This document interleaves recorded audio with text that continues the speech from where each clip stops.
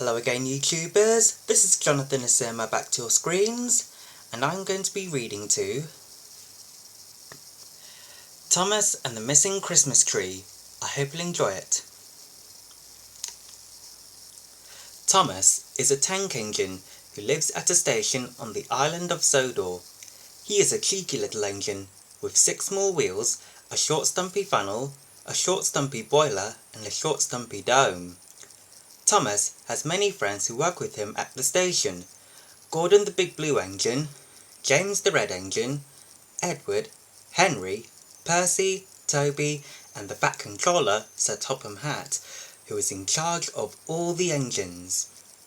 The station is very busy, and Thomas and his friends have many adventures which you can read about in this series. The stories are illustrated using colour photographs from the TV series.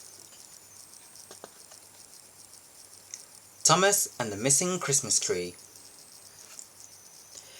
Every Christmas there is a carol concert on the island of Sodor. The town band plays and lots of people come to sing carols round the Christmas tree. Afterwards there is a special treat for the children, and this year the fat controller wants the party to be an extra special celebration. It was 2 days before the carol concert. The fat controller was very busy giving orders for everywhere to be scrubbed and polished, ready for the special night. The engines were all very excited. They had been helping with the preparations, and now Henry, Gordon and Thomas were waiting at the station for the fat controller to give them their final orders. "You all have jobs to do," said the fat controller. "Henry," he said importantly, "you are in charge of the cards, letters and parcels. Gordon, you will bring the mayor." The fat controller paused impressively. "And Thomas, you will have the most important job. I want you to fetch the Christmas tree.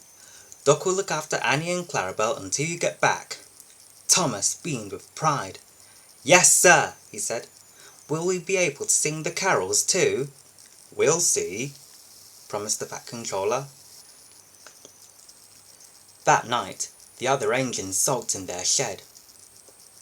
"Why should Thomas go?" grumbled Henry. "He can't do anything a splendid green engine like me couldn't do." "Nor me," agreed Gordon. "Anyone would think he was special or something." But Thomas didn't care what they said. He had been picked for the most important job. "You're only jealous," he said, and he shut his eyes and went to sleep. Next morning, Thomas set off to fetch the Christmas tree. It would be nice to sing carols again, he sighed, as he puffed along on his important mission. Thomas had to go down the line through Edward Station to pick up the tree. The fat controller had said that Thomas had to be back by tea time. Thomas picked up the tree safely and set off on the return journey. "I mustn't be late," he thought. "The fat controller is relying on me."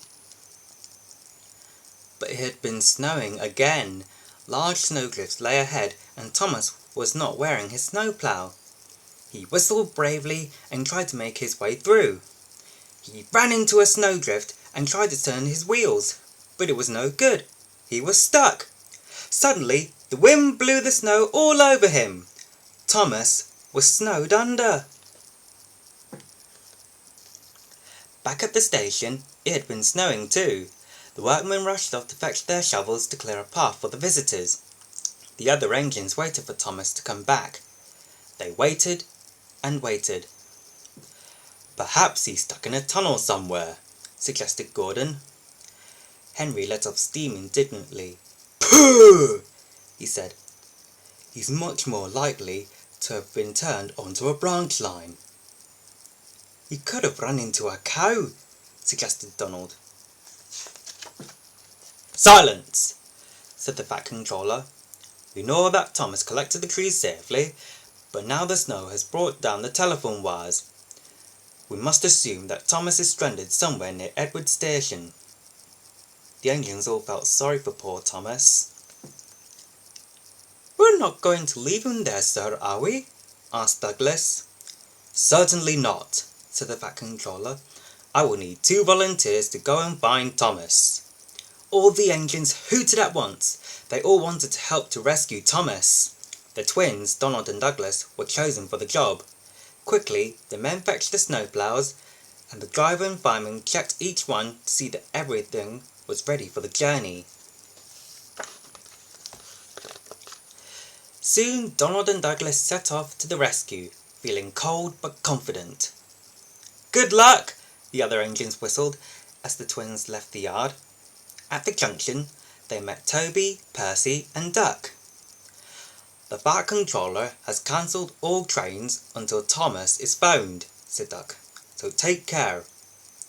"Come back safely with Thomas and the missing Christmas tree," added Toby, giving a final blast on his whistle, just for luck. Donald and Douglas puffed bravely on, but the snow was getting thicker now. They struggled through Edward Station. Donald wanted to stop for a rest, but Douglas wouldn't let him. "What if Thomas is lying hurt somewhere?" he said. Great snowdrifts lay across Gordon's Hill. Again and again, Donald and Douglas forced the snowplows into the deep snow, and each time they managed to move slowly forward. Then they drew back and paused for breath. "What's that?" hissed Douglas. "I can hear something." Very faintly, there came a muffled cry. "Help! Help!" "Probably the wind," insisted Donald. "No, listen!" said Douglas. "Help! Over here!" "Look! It's Thomas!" they cried together. "Come on!" said Douglas. "Let's get him out! He must be frozen to his frames in there." The men began to dig the snow away.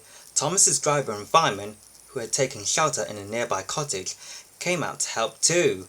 It was not long before they had dug Thomas and the missing Christmas tree out of the snow. Thomas was pleased to see the twins, but he was feeling cold and miserable. The men coupled him up behind Donald and Douglas, and they all set off on their journey home. When the engines arrived at the station, everyone gave Thomas such a warm welcome that he began to feel quite cheerful again. The Christmas tree was quickly unloaded, put into its tub, and decorated for the carol concert. There was a great rush to get the station ready, and by the time the mayor and visitors came crowding in, everything looked splendid. The Fat Controller stood in front of the engines. "As a reward for all your hard work today," he said, smiling, "you may go and enjoy the carols. Be quick now." "Yes, sir," said all the engines. "Wheesh!" said James, letting off steam because he was so pleased. The Fat Controller paused. "Kindly remember that this is a special occasion. Be on your best behaviour, and I want no, wheeshing, please." The engines took their places at the carol concert. "1, 2, 3!" boomed the Fat Controller, and suddenly, as if by magic, the station was flooded with light.